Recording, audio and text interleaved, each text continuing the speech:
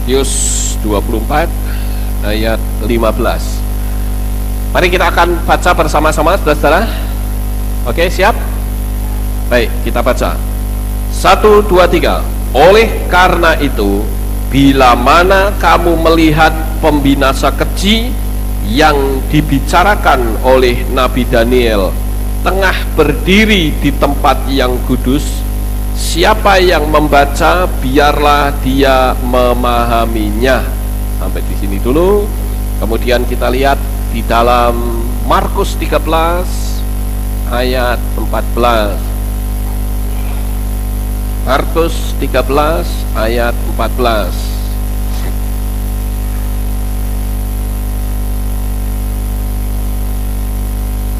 Kita baca lagi.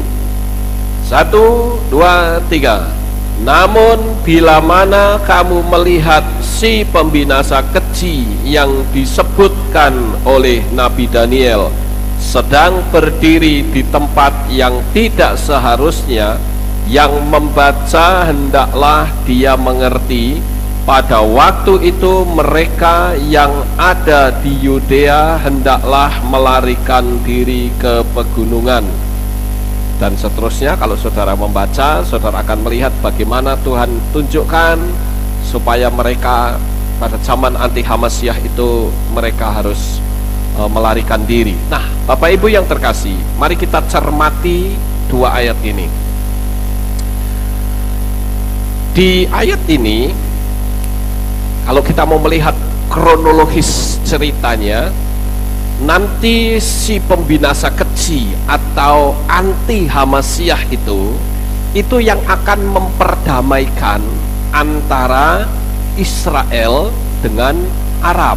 Sekali lagi, ya, pembinasa keji itu nanti, sekarang kan lagi tegang-tegangnya nih saudara, antara Arab dengan Israel, ya toh, khususnya saat ini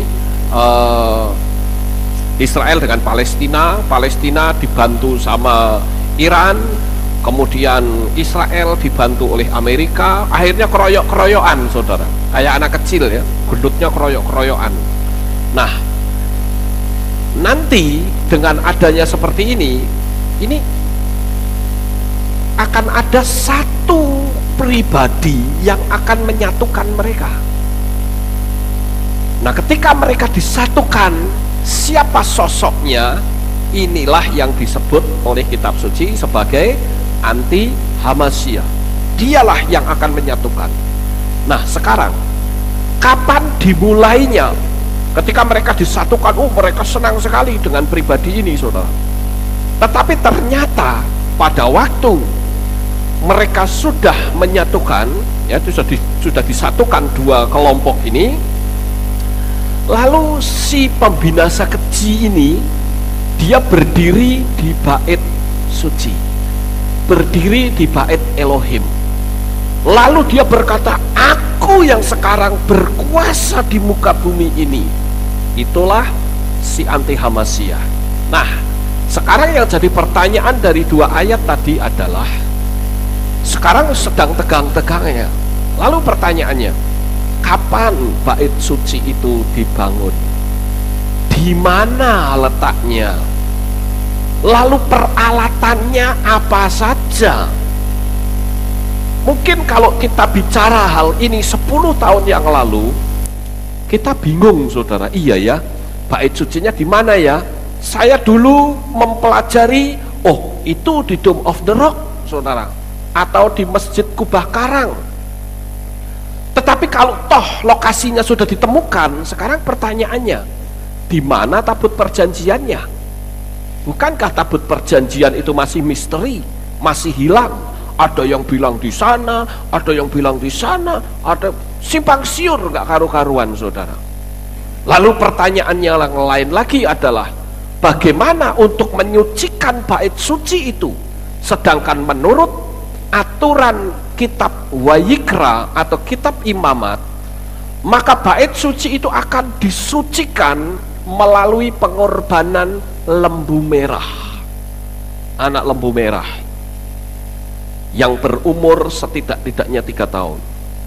Lembu merahnya mana? belum ada lembu merahnya. Nah, mari kita akan lihat apakah hal ini sudah tergenapi semua atau kita masih menunggu yang lain. Oke, next caption. Nah, sekarang saya akan sampaikan pelan-pelan. Saudara yang punya pulpen bisa ditulis hal-hal yang penting ya. Kitab suci mengatakan bahwa bait Elohim ketiga akan dibangun di Israel. Bait suci yang pertama telah dibangun oleh Salomo, anaknya Raja Daud, dan telah dihancurkan oleh Nebukadnezar saat dia menginvasi atau menyerbu Israel pada tahun 586 sebelum Masehi. Ini di sejarah ya saudara. Jadi bait suci Salomo dulu yang penuh dengan kemegahan itu dihancurkan oleh Raja Nebukadnezar. Hancur rata dengan tanah saudara. Lalu kemudian bait suci yang kedua atau bait Elohim yang kedua dibangun oleh Zerubabel antara tahun 520 sampai 516 sebelum Masehi. Nah, bait Elohim inilah bait Elohim yang berdiri saat Yesua ada di dunia. Jadi pada waktu Yesua ada di dunia itu ada bait Elohim, ada bait suci. Itu bukan buatannya Salomo, bukan, tetapi buatannya Zerubabel. Sekarang kita lihat next caption. Di dalam kitab 2 Tesalonika 2 ayat 7 sampai 12, kita dengan jelas mendapat penjelasan tentang ini, bahwa awal mula penderitaan zaman anti Hamasia dan masa kesusahan besar bait Elohim ketiga harus sudah dibangun di Yerusalem, dan itu adalah bait Elohim ketiga. Beberapa waktu yang lalu saya sudah menerangkan kepada saudara tentang di Illuminati, kemudian tentang masa-masa yang atau simbol-simbol yang lain saya sudah terangkan kepada saudara. Sekarang kita akan melihat tentang pembangunan bait suci. Nah, saudara yang terkasih, kita nggak usah baca ya, supaya tidak kelamaan, catat saja ayatnya. Jadi nanti saudara baca di rumah. Jadi di sini dengan jelas di dalam kitab Tesalonika itu kita sudah mendapat penjelasan bahwa nanti bait suci itu harus sudah ada. Ya, kita lihat sekarang yang berikutnya. Secara logika, untuk membangun bait suci ketiga, kita mendapat sedikit kesusahan dengan berdirinya bangunan Dome of the Rock, tepat di posisi bait suci di Yerusalem. Saudara perhatikan ini ya, banyak orang mengatakan, oh itu Masjid Al-Aqsa. Salah, ini bukan Masjid Al-Aqsa. Masjid Al-Aqsa itu kubahnya hitam saudara, sedangkan kubah yang kuning ini itu Masjid Al-Sakrah atau Dome of the Rock atau kubah karang. Jadi kalau saudara suka mendengar orang-orang bercerita, oh masjid itu Masjid Al-Aqsa, salah, bukan Masjid Al-Aqsa.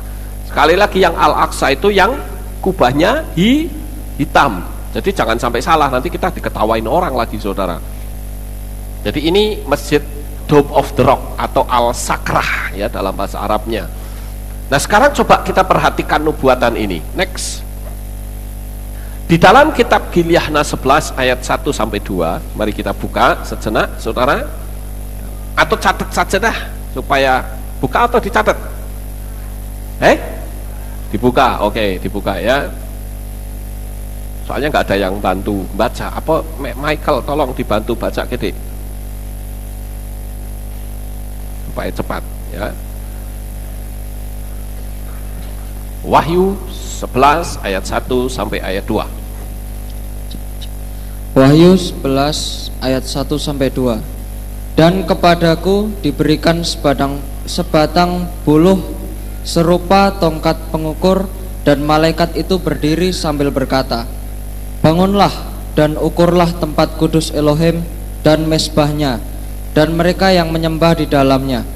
Namun kecualikanlah halaman sebelah luar tempat kudus, dan janganlah mengukurnya, karena dia telah diberikan kepada bangsa-bangsa, dan mereka akan menginjak-injak kota suci itu selama 42 bulan." Nah, saudara lihat, ini adalah perkataan yang sangat menakjubkan yang dikatakan Tuhan lewat Rasul Yohanes pada waktu Yohanes dibuang di Pulau Patmos, ya, di mana kita hidup sekarang dan menantikan bahwa bait Elohim yang ketiga akan dibangun.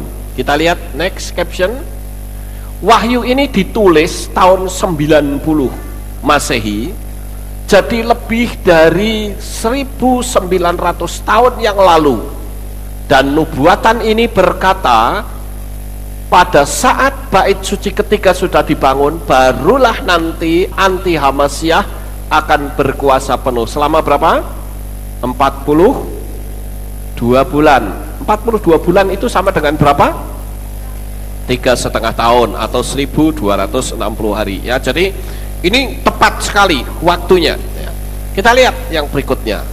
Nah, bila mana Rasul Yohanes dapat mengetahui 1900 tahun yang lalu bahwa ada bangunan lain yang berdiri di atas bait suci Yerusalem, ini di luar kemampuan Yahudi fundamental untuk menulis seperti ini.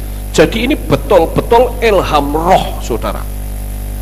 Bayangkan 1900 tahun yang lalu Rasul Yohanes sudah mendapatkan satu penglihatan bahwa nanti akan ada bangunan lain yang dikuasai oleh orang lain, saudara, di tempat kudus. Nah, sekarang kita lihat yang berikutnya, bahwa bangunan itu akan berdiri dan dibiarkan berdiri, ya.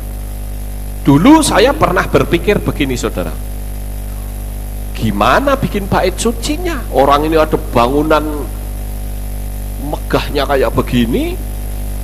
Saya berpikir secara logika, oh gampang kalau Tuhan mau, bikin saja gempa bumi, ambruk ini bangunan, saudara. Tapi ternyata setelah saya mempelajari, nggak begitu cara Tuhan, ya. Kita lihat, dan itu ditulis 1900 tahun yang lalu, dan Yohanes melihat ini sudah berdiri berdampingan antara Dome of the Rock dan bait suci Elohim. Saudara perhatikan di sini, ya. Ini Dome of the Rock. Ini di sini ada pintu gerbangnya. Kemudian ini ada satu bangunan kecil, nanti saudara akan lihat, ya. Ini yang disebut dengan Dome of the Spirit, ya. Nanti kita juga lihat inilah yang disebut Masjid Al-Aqsa, saudara. Perhatikan ini kubahnya hitam kan? Kalau ini kuning. Nah, antara ini dengan ini itu dekat, saudara, dekat sekali. Coba kita lihat. Nah, ini dia. Ini Al-Aqsa itu di sini, ya. Ini di sini wilayahnya ini. Sementara Al-Sakrah atau Masjid Dome of the Rock ini di sini. Nah, bait Elohim itu akan dibangun kembali di Yerusalem pada hari-hari terakhir menjelang kedatangan Yesua. Dan ternyata areal yang nanti akan dipakai untuk membangun itu bukan merobohkan ini, saudara. Bukan. Caranya bagaimana? Ternyata caranya adalah kita ikuti aturan atau ukuran yang tepatnya, ternyata bukan di sini tapi di tengah-tengah ini, saudara. Coba kita lihat yang berikutnya, next. Nah, ini untuk perdamaian dengan bangsa Arab, Israel akan melakukan usaha agar mereka mendapat izin untuk membangun bait Elohim mereka yang ketiga. Aneh, rumah nenek moyang mereka dari zaman nabi-nabi, kok mereka harus minta izin segala untuk membangun di rumahnya sendiri. Aneh, ya, saudara. Tapi itulah yang sekarang sedang terjadi, ya. Jadi nanti perdamaian itu bilang, oke, saya mau berdamai, tapi izinkan dulu saya untuk membangun bait suci. Nah, ingat, bait suci ketiga ketika itu berdiri berarti anti Hamasyah sudah mulai dinyatakan. Oke, next caption. Nah, saat ini, sekali lagi, saat ini aktivitas Israel semakin meningkat dengan terkaitnya rencana pembangunan bait Elohim ketiga. Hati-hati saudara ya, sekarang aktivitas Israel itu meningkat luar biasa. Beberapa grup dan organisasi seperti The Temple Mount Faithful terus meningkatkan kerja mereka untuk pembangunan ini. Ada dua kelompok besar yang betul-betul terlibat nanti. Yang pertama adalah dari kelompok yang menamakan diri Yeshiva Torah Kohanim. Yeshiva Torah Kohanim itu adalah satu kelompok yang nantinya akan melakukan prosesi peresmian bait suci. Kemudian ada lagi satu kelompok lain, yaitu Ne'emanai Harhabayit, adalah kelompok pensupport dana dari orang-orang Yahudi konglomerat yang berada di luar negeri, apakah di Kanada, di Jerman, di Amerika, di Inggris. Orang-orang Yahudi itu sudah siap dengan dana mereka yang jumlahnya tidak bisa dibilang dengan hitungan angka lagi, luar biasa besarnya saudara. Jadi kalau kita lihat dua kelompok besar ini sangat dominan, dan saat ini ya kelompok ini sedang meningkatkan aktivitasnya karena ini sudah tahun 2012 adalah deadline mereka. Seperti yang dikatakan oleh Benyamin Netanyahu. Ya, Benyamin Netanyahu itu berkata, Palestina tetap ada atau saya musnahkan dari muka bumi ini. Mau tetap ada, harus melebur menjadi satu dengan Israel. Tapi kalau tidak, saya akan habisi. Deadline-nya adalah tahun 2012. Ya, entah bulannya apa tidak diberitahu, tapi deadline-nya tahun 2012. Suruh mikir saudara. Sementara Iran, dia berkata, kalau you berani usik teman saya ini, kita gempur-gempuran. Wah, yang lain ngomong lagi, oh, kamu berani ngusik ini, tak keroyok. Akhirnya jadi keroyok-keroyokan nanti saudara. Kayak anak kecil ya, tapi ya itulah. Oke, next caption.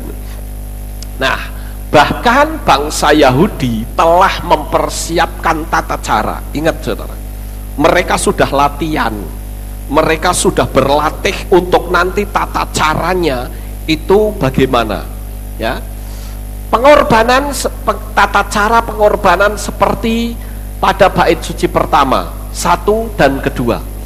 Beberapa grup lain berusaha membangun dengan jalan damai dan kompromi, sedang yang lain berusaha untuk menghancurkan Dome of the Rock. Jadi ada kelompok-kelompok Israel itu sudah mereka mikir, kita sudah istilah, kalau saudara mau lihat lagunya Israel ya, lagu kebangsaan Israel itu sebetulnya lagu yang berharap bisa memiliki bait suci sendiri, bangsa-bangsa bisa menjadi satu dengan baik seluruh Israel ya. Dan kalau saudara perhatikan di sini, kelompok-kelompok itu ada yang radikal, kita hancurkan saja ya Dome of the Rock itu, tapi ada yang bilang oh jangan. Tapi yang jelas mereka sedang mempersiapkan diri dan semuanya sudah siap. Kita lihat aktivitas mereka. Next, nah ini Yeshiva Torah Kohanim yang akan melakukan prosesinya. Ini adalah kelompok mereka. Mereka adalah orang-orang pinter-pinter yang belajar, yang nanti akan melakukan prosesi peresmian pembangunan bait suci ketiga.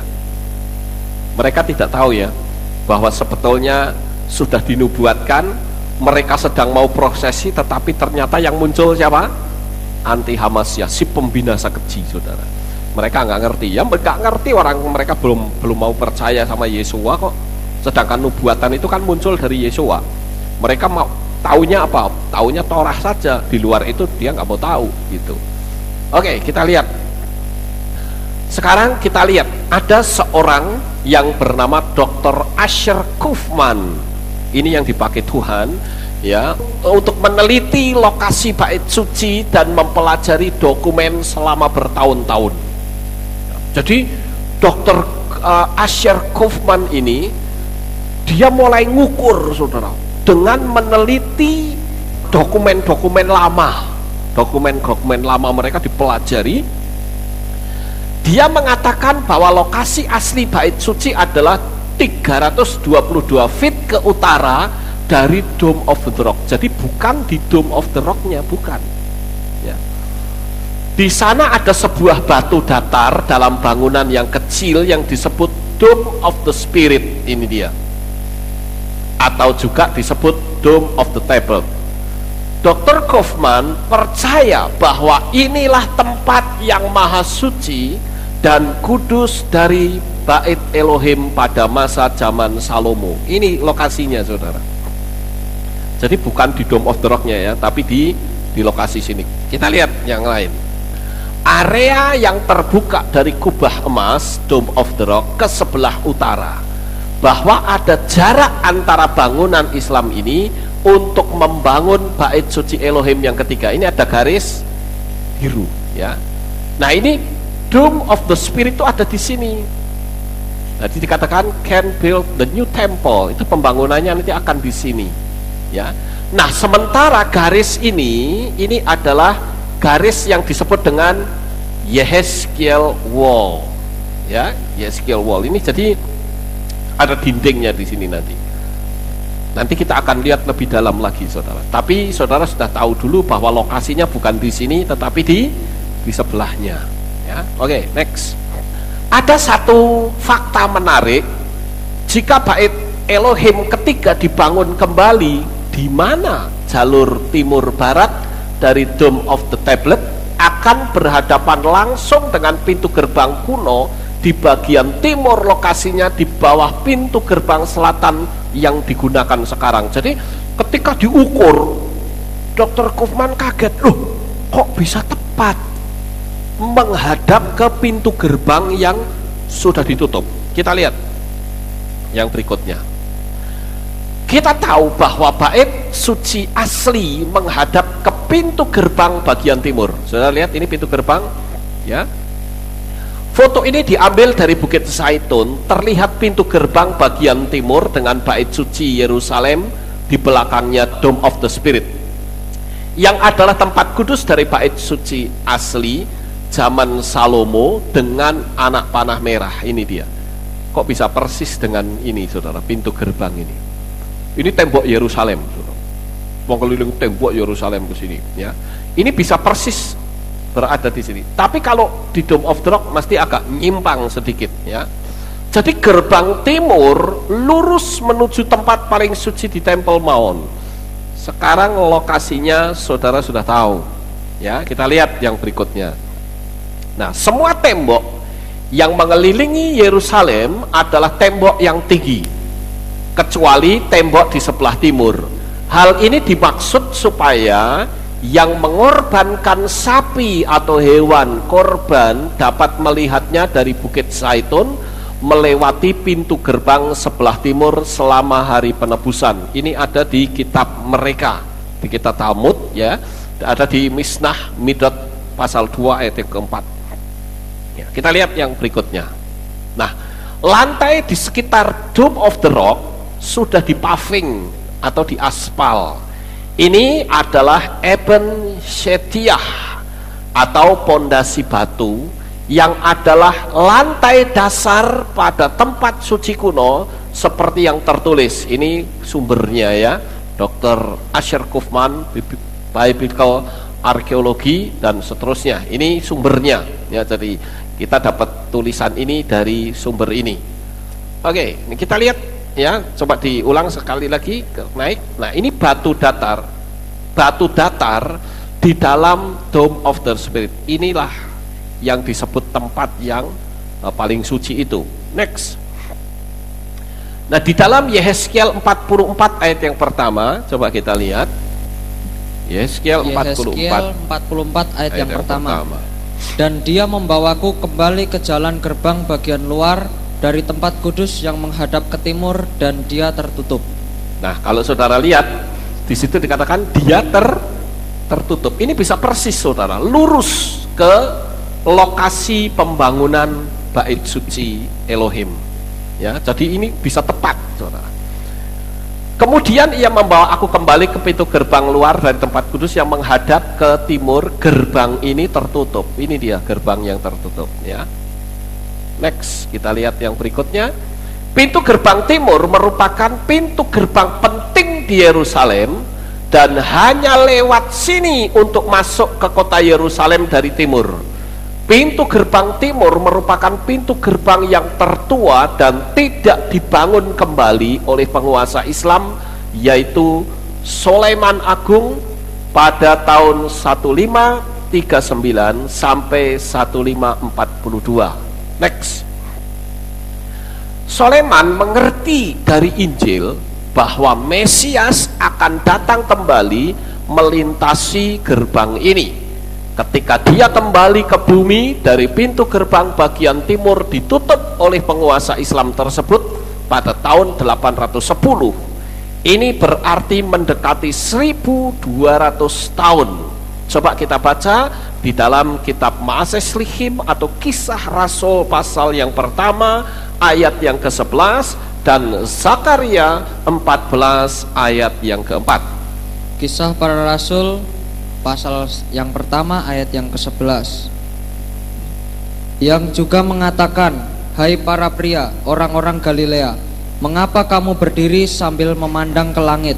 Yesua ini yang telah terangkat ke surga dari antara kamu, demikianlah dia akan datang kembali dengan cara yang telah kamu lihat dia pergi ke surga. Dia akan datang kembali dengan cara yang sama seperti dulu waktu dia terangkat. Next. Zakaria 14 ayat 4. Zakaria 14 ayat yang keempat. Dan pada hari itu kakinya akan berjejak di Bukit Zaitun yang terletak di depan Yerusalem dari sebelah timur, dan Bukit Zaitun itu akan terbelah menjadi dua dari timur ke barat.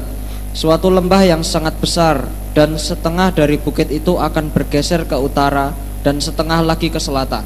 Ini ketika nanti Yesua turun pada periode yang kedua. Waktu turun pada periode pertama, dia cuma di awan-awan, saudara. Waktu dia turun yang kedua kali, dia akan menjejakkan kakinya di Bukit Zaitun dan bukit itu akan terbelah menjadi dua. Ya, kita nonton saja karena waktunya belum sampai. Ya, tetapi dari nubuatan ini itu bisa persis di pintu gerbang ini. Next. Saat ini mereka sudah siap dan sedang berlatih untuk prosesi di Bait Elohim. Pada saat ini sekolah-sekolah Israel sedang melatih anak-anak di Yeshiva. Mereka dilatih bagaimana mengorbankan hewan di Bait Suci dan juga upacara lain yang tertulis dalam Bait Suci. Jadi dari caption ini kita sudah tahu lokasinya, kita sudah ngerti, pembangunan Bait Sucinya juga sudah kita ketahui. Mungkin saudara bilang, kapan leh bangun? Salomo itu bangun 40 tahun lamanya. Waktu saya ke Israel ada seorang tour guide ya, dia bilang begini, dulu bangsa Israel bikin bait suci 40 tahun, tapi sekarang kami tidak butuh waktu sekian. Kami hanya butuh waktu 40 hari minimal. Ya, maksimal 40 hari bait suci sudah berdiri. Loh, kenapa? Ternyata mereka membangunnya bait suci yang ketiga itu dikembalikan lagi persis seperti pada zaman Salomo. Yaitu apa? Sistem knockdown, saudara, bongkar pasang. Dulu pada zaman Salomo dikatakan dalam kitab suci, mereka membangun bait suci itu tidak ada suara. Duak, duak, duak, duak, itu tidak ada, saudara. Mereka membangunnya itu di hutan, ngukurnya ya di hutan. Nanti begitu sudah waktunya dipasangi plak plak gitu, saudara. Ya, nah zaman sekarang bait sucinya akan dibikin seperti itu dan sudah ada prototipenya atau blueprintnya sudah ada. Modelnya seperti apa? Ya modelnya sama dimodelkan seperti dulu, saudara. Tapi yang jelas pembangunan bait suci sudah disiapkan, bahan-bahannya sudah siap, lokasinya sudah ketemu, kemudian sumber dananya juga sudah ada, kemudian untuk prosesi pengorbanan lembu merah dan prosesi penyucian bait suci juga sudah disiapkan. Orang-orang dari kelompok Yesifa ini mereka sudah mulai berlatih sekarang. Kita lihat yang berikutnya. Sapi merah atau red heifer dibutuhkan untuk pemurnian segala macam perkakas di bait Elohim yang baru nanti di Yerusalem. Baru-baru ini telah ditemukan jika sapi merah telah benar-benar berwarna merah, maka siap digunakan untuk menyucikan bait Elohim. Lembu merah telah tersedia untuk penyucian bait Elohim ketiga. Jadi ini dijaga. Kalau tidak salah sekitar tahun 80-an ya, saya pernah mendengar itu 80 atau 90 saya lupa ya, itu saya mendengar bahwa ada lembu merah, dan lembu merah yang muncul ini sampai dijaga oleh Mossad. Mossad itu badan intelijennya Israel, saudara. Mosok sapi kok dijaga Mossad, itu bagaimana? Karena mereka betul-betul mempersiapkan supaya sapi itu tidak dibunuh orang. Tapi ternyata sekarang sudah nggak perlu Mossad lagi. Kenapa? Karena sapi merah itu sudah disiapkan Tuhan sedemikian banyak. Nah, dulu pada waktu terjadinya lahirnya sapi merah, bayangkan seluruh dunia tidak ada sapi merah, saudara. Ya, coba kita lihat, nanti kita sampai di sana ya. Next. Menurut sumber Yahudi, tidak ada sapi yang benar-benar berwarna merah yang sudah lahir di Israel sejak Yerusalem jatuh tahun 70 Masehi. Jadi ketika bait suci itu dibakar oleh Jenderal Titus pada waktu itu, tidak ada lembu merah sama sekali, saudara. Semua orang yang punya lembu, lembunya lahirnya putih lagi, nanti hitam, belang benteng, tidak ada yang merah. Salah seorang aktivis Yahudi mengatakan, kami telah menunggu 2000 tahun untuk tanda dari Tuhan, dan sekarang telah terbukti dengan lahirnya sapi merah. Ini dia, lembu merah. Jadi seluruh tubuhnya itu merah. Next. Lembu merah mulai dilahirkan tahun 97, tetapi belum sempurna saat diadakan tes, saudara. Dites. Lembu merah yang pertama dikasih nama Melodi ya, tahun 97. Lembu betina merah lahir di Kibbutz Sfar Hasidim dekat Haifa, tapi didiskualifikasi. Kenapa? Karena rambut putih ada di ekor. Gagal. Kemudian tahun 2002 orang Yahudi memiliki sapi merah lahir tahun 2002 di Yerusalem, namun didiskualifikasi lagi. Ternyata kelahiran lembu merah yang sekarang sudah benar-benar sempurna dan memenuhi syarat. Jadi secara alamiah ya, tadinya muncul tapi nggak sempurna, muncul lagi nggak sempurna. Sekarang ini di tahun dimana kita menginjakkan kaki sekarang, sudah disediakan lembu merah yang betul-betul sempurna. Tidak ada belang bentengnya, tidak kupingnya putih atau rambutnya ada yang putih, tidak, semua betul-betul merah ya. Dan mereka sudah menunggu selama 2000 tahun sejak Jenderal Titus mengobrak-abrik bait suci ya, membakar kota Yerusalem. Next. Sapi atau lembu merah harus berumur 3 tahun. Selain itu, beberapa kriteria yang harus dipenuhi tentang lembu merah tersebut adalah lembu harus benar-benar berwarna merah, tidak memiliki cacat, belum pernah digunakan untuk membaca atau dipasang alat pembajak di tanah. Nah, kalau ini nggak berlaku, saudara. Kenapa? Karena Israel tidak mungkin membajak tanah model pakai lembu. Mereka teknologinya sudah teknologi luar biasa ya, di seluruh dunia satu-satunya teknologi pertanian yang paling canggih adalah Israel. Ya, jadi yang ini tidak berlaku, ya. Kenapa? Karena Israel tidak melakukan pembajakan tanah dengan lembu, maaf. Oke, next caption. Semuanya sudah siap. Lalu di mana tabut perjanjiannya? Bukankah masih hilang? Ternyata belum lama ini tabut perjanjiannya ketemu, saudara. Ketemu. Ya kalau ini masih hilang kan tidak mungkin. Bagaimana bisa lakukan prosesi? Lembu merahnya sudah, bait sucinya sudah, kemudian lokasinya sudah. Nah, kalau tabutnya tidak ada, ya nggak bisa. Harus ketemu dulu. Ya. Nah, lalu di tahun yang lalu belum lama ini ternyata tabut perjanjiannya ketemu. Next. Nah, ada seorang ahli arkeologi yang bernama Wyatt. Nah, Wyatt ini ternyata dia seorang arkeolog yang khusus mencari benda-benda kuno yang tertulis dalam kitab suci. Bahteranya Nuh sudah ketemu. Sodom dan Gomora letaknya, kota yang ditenggelamkan oleh Tuhan, juga yang dibakar oleh Tuhan juga sudah ketemu. Kemudian ini ya Gunung Sinai, ini Laut Merah, menyeberangi Laut Merah. Nah, salah satu di antaranya di sini cukup menarik, saudara. Seorang arkeolog yang bernama Wyatt ini, dia menemukan keretanya Firaun, saudara. Ya. Kemudian yang terakhir menemukan the Ark of the Covenant atau tabut perjanjian. Ini yang terakhir, penemuan terakhir dia. Ya, kita lihat September 2011.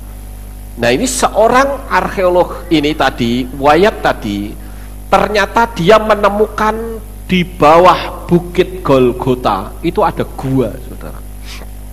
Ceritanya begini. Pada waktu itu Wyatt ini dia sedang jalan di daerah situ, tetapi tiba-tiba Roh Kudus itu seolah-olah kayak menarik tangan dia, menuding sesuatu.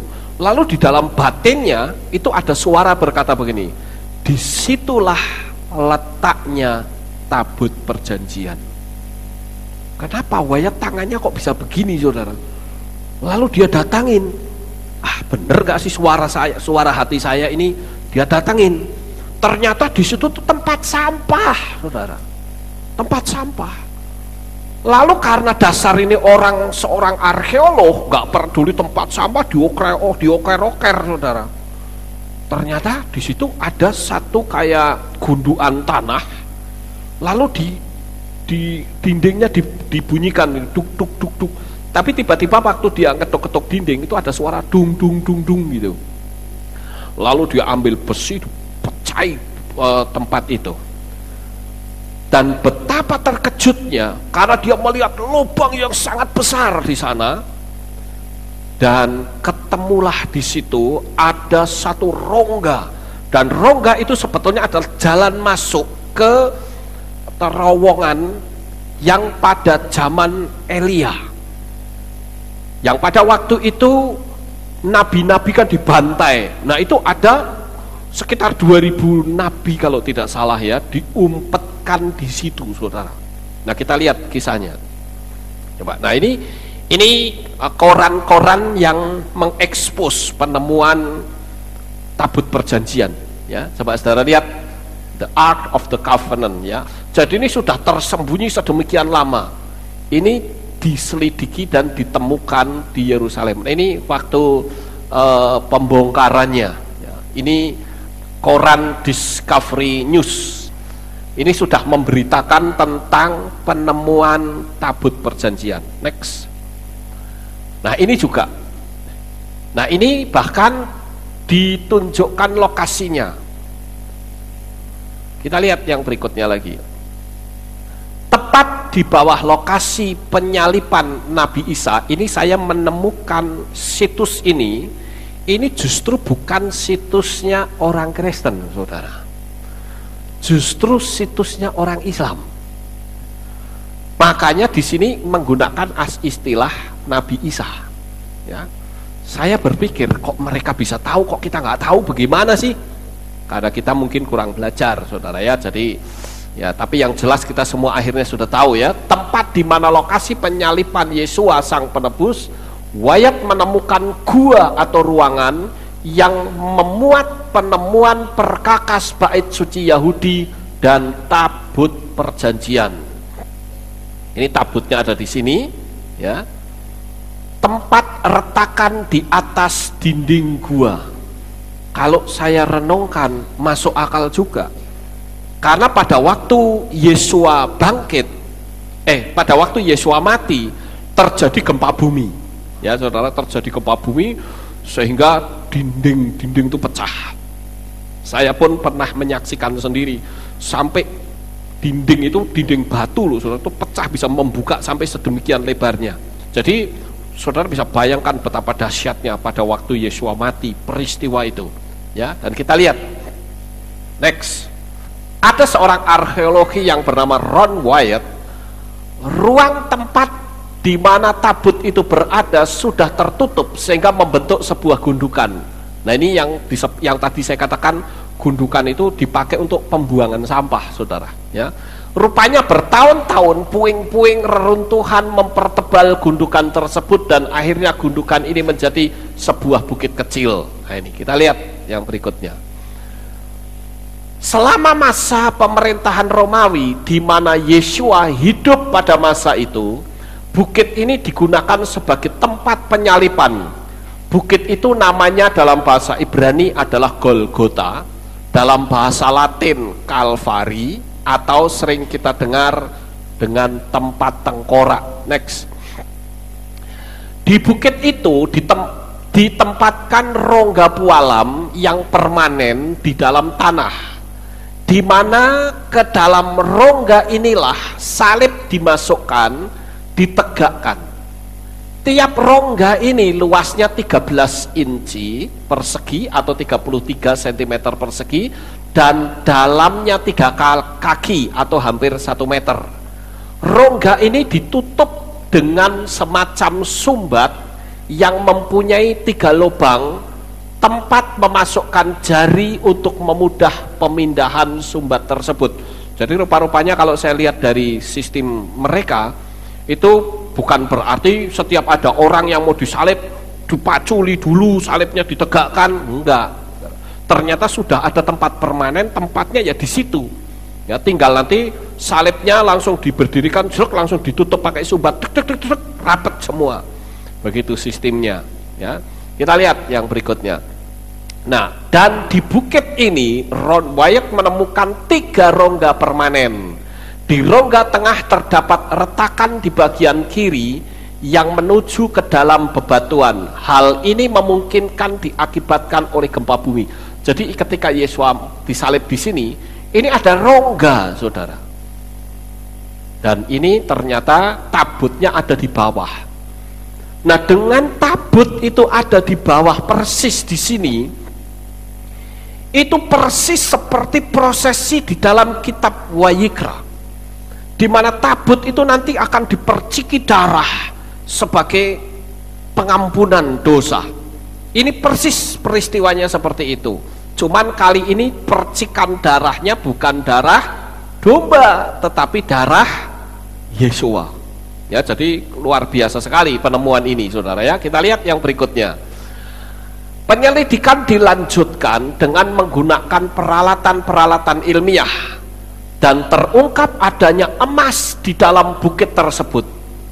Wyatt minta izin dari pemerintah Israel untuk menggali sebuah lubang di bukit itu. Nah, ternyata ketika dia minta izin pada masa itu tidak mendapat izin, saudara. Tapi akhirnya dia dapat izin. Nah, sekarang kita akan coba lihat jalan-jalan ke Gua Sedekia. Next. Nah, ini dia guanya. Ini bagus sekali saudara, indah sekali ini, sekalipun gua ya. Next. Nah ini dia. Ini guanya besar sekali. Pantas kalau muat 2000 ya, pantas. Ini pada waktu dulu zaman Raja Ahab, saudara. Zaman Raja Ahab kan banyak sekali nabi-nabi yang dibantai, ya, dibunuhi pada waktu itu. Lalu digantikan dengan nabi-nabi Baal oleh Isabel pada waktu itu. Tapi nabi-nabi Tuhannya kemana? Banyak yang dibunuh, tetapi banyak dia yang diumpetke. Nah ini diumpetke di sini saudara. Kita lihat yang berikutnya. Nah, mulanya permintaan ini menghadapi penolakan dari pemerintah Israel. Jadi pada waktu minta izin nggak dikasih saudara. Oh nggak boleh gitu. Ya karena Wyatt kan termasuk orang yang ngerti dalam soal ini. Pemerintah mungkin curiga kali, ini nggak mau ngapain, ini ngorek-ngorek tempat kayak beginian gitu ya. Namun akhirnya setelah melewati beberapa kali penolakan, Wyatt mendapatkan izin. Next. Setelah 2 tahun menggali sebuah parit sempit pada dinding bukit itu, yang diawali tahun 1982, Wyatt bisa menembus sampai ke gua alami itu. Gua tersebut berukuran 6 kali 7 meter, wah cukup tinggi ya, dan 4 kali 3 atau 30 meter persegi. Penggalian dilakukan berulang-ulang dari tahun 81 sampai akhirnya pada bulan September 2011 secara resmi diumumkan tentang penemuan tabut perjanjian. Wah ketemu sekarang tabutnya sudah lengkap ya. Oke, next. Di gua itu terdapat sisa-sisa perlengkapan bait suci Salomo. Ketemu semua akhirnya saudara. Mezbah korban bakaran, meja roti sajian, mezbah pembakaran kemenyan. Di belakang ruangan ini terdapat tabut perjanjian dengan 2 serafim yang sayapnya terjulur di atas tutup pendamaian. Yang timbul pertanyaan, siapa yang menaruh tabut itu di situ? Kalau ini belum ada yang bisa menjawab saudara. Paling hanya beberapa penafsiran orang. Yang pertama, orang-orang Lewi yang menaruh di situ. Itu penafsiran yang pertama.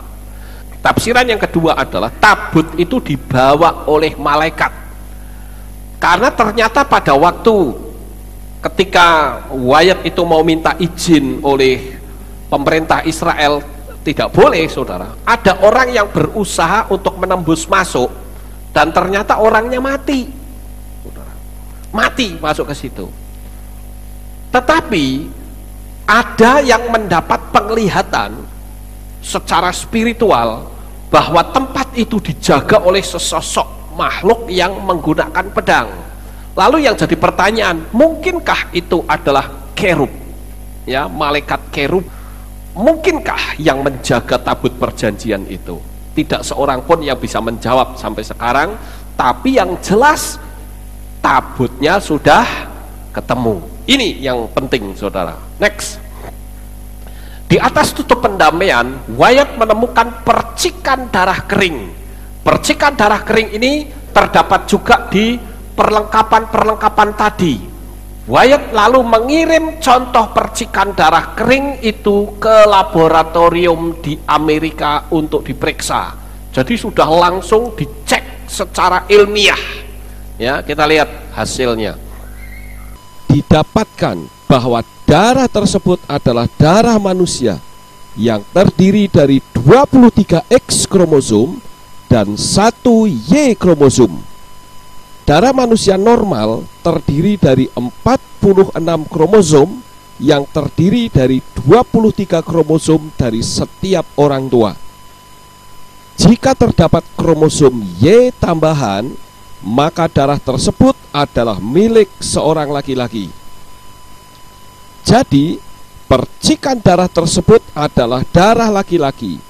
Dan karena darah itu hanya memiliki 23 kromosom, maka darah itu diidentifikasi sebagai darah laki-laki yang tidak memiliki ayah.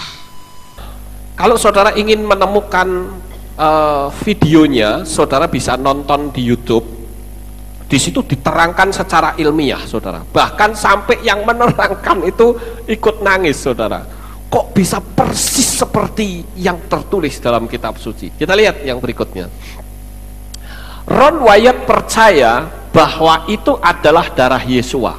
Darahnya yang terciprat ke tanah dan melalui retakan yang diakibatkan oleh gempa bumi itu, darah itu mengalir ke bawah dan memerciki tutup pendamaian dengan maksud untuk mengampuni semua umat manusia. Jadi kita bisa maklum ya, ketika Yesua disalib itu kan darahnya sampai habis, saudara.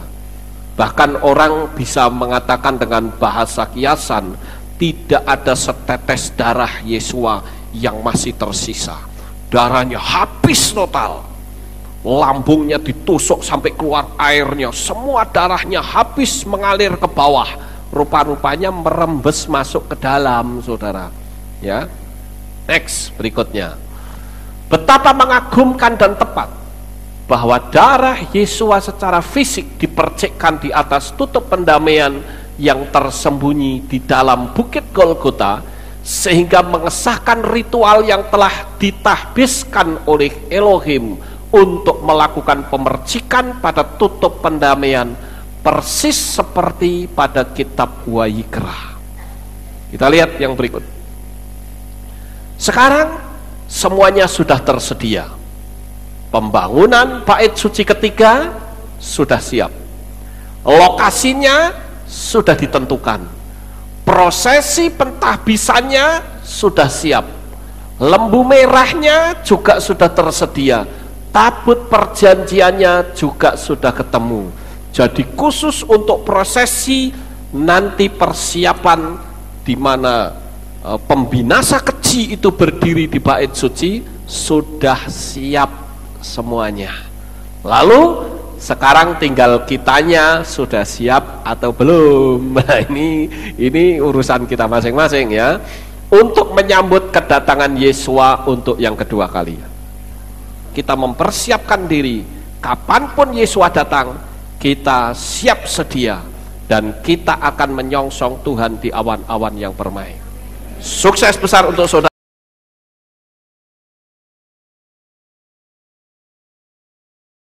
Sukses besar untuk saudara. Bapak Yahweh memberkati. Haleluya. Kita tunduk kepala dan kita akan berdoa.